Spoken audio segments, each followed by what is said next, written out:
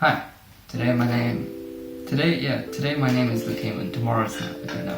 Today I'm going to be talking about self-growth and the mistakes that I encountered on my journey to self-growth. Maybe you can learn something and see not only my mistakes, but see also the importance of personality types and what that role played in with me.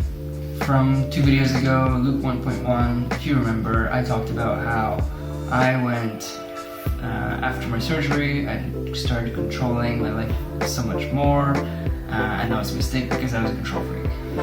I realized that only after I controlled and after I come to the realization that I was a control freak. What happened is that I went from, yes, sort of in a self-growth, but to an extreme. I was like, okay, I really need to grow. I suck. Well, not I suck, but like I have weaknesses, you know, and that's one of the huge steps in self-growth and how you get to there is by realizing you are not perfect. Now, I'm sure you're perfect, okay, but for everyone else, no one is perfect, okay? So in my case, I, after that, started browsing the web and started reading books on self-development and self-growth and stuff like that. First book I picked up, or first few articles I picked up, were about controlling your life a bit more, okay? And so, from a point of view, someone who's like not really in the community, to just go in and only read one book. If you only just read one book, you're screwed, because you're just gonna apply, if you're lucky, and that book teaches you how to deal with your weaknesses, then that's great. But for me, reading a book about controlling or reading articles about controlling when I'm already a control freak is not good. If I had read a book about letting go and being in the moment, then I would not be talking about this right now, or I wouldn't have realized it. The first step, really, is to figure out what your weaknesses are, because there are tips for everything out there, okay? There are literally tips for everything, okay? One's, like, if let's say you go into the self-growth community and you hear some sort of like advice that you follow in your life and you're like, wow, this is really great, why have I never heard of this before? You start realizing after that you've been hearing it your whole life the whole time. It's just the information has been going in one ear and coming out the other. It hasn't been stopped in your brain, okay? The reason why you're hearing about it now is that you're actually starting to ask yourself the question and you're trying to find that information. So now it's coming to you. It's always been coming to you, but now you're actually receiving it. An example I can use for this is Tony Robbins. Tony Robbins has this exercise where he'll ask people in the crowd to look around the room for 5 seconds, so you can do that now, and look for anything that's red. And so after 5 seconds, 1, 2, 3, 4, 5 quick seconds, they look back at him and they say, okay, what did you see that was red? So they'll start saying, okay, I saw this, I saw that, no problem. And then Tony Robbins will ask them, okay, what about the things that were blue that you've seen? So I'm sure you've seen something blue, okay, I know you're great, but for everyone else, most people have a hard time recalling anything that's blue. And that's not because there's nothing blue in the room, okay? That's just because your eye was just looking for the red.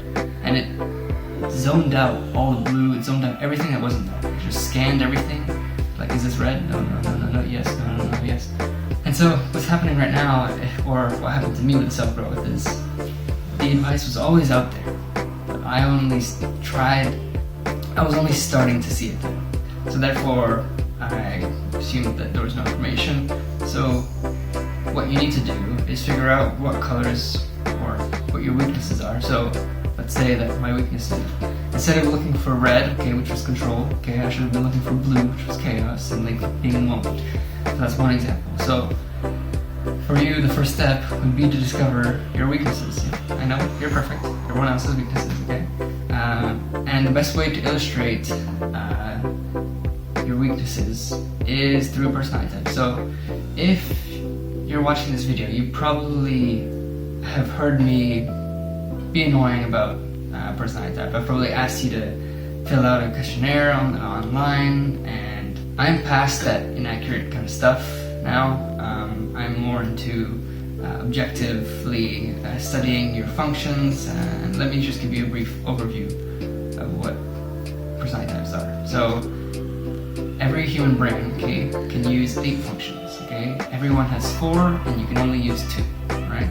So that's no matter who you are, you've got 4 functions. your first two functions you're really good at, okay, and you treat them like God, and your second two functions, you think that they're weak, you think that they're invaluable, and all your life's problems will come from the imbalance of you using your best two functions too much, your lower two not enough. So I will be over-controlling in the rational possibilities future world, and not being enough in touch with my feelings in the moment. Okay, so that's just for me.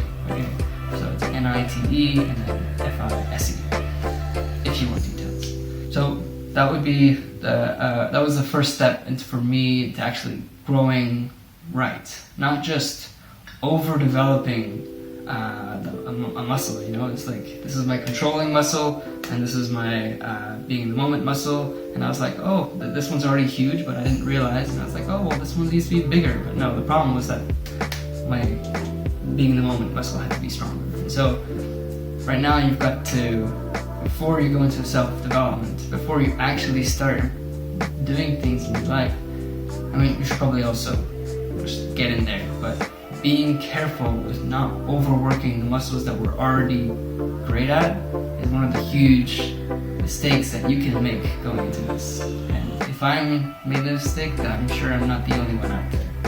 So yeah, make sure that you, God, I sound so aggressive and so like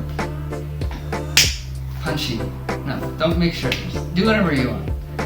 But being aware of your own weaknesses is really the first step to self-growth. And I hope that if you want to go into this kind of self-growth mindset, that you do work in figuring out what your weaknesses are.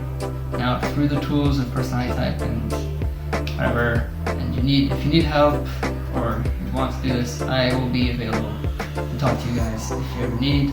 But this is a path that you go on your own, I feel, so best of luck, comrades. And that's it for that video, so I hope you enjoyed it. Stay tuned for the next one, which who knows will be, because my schedule is not balanced, but we shall see.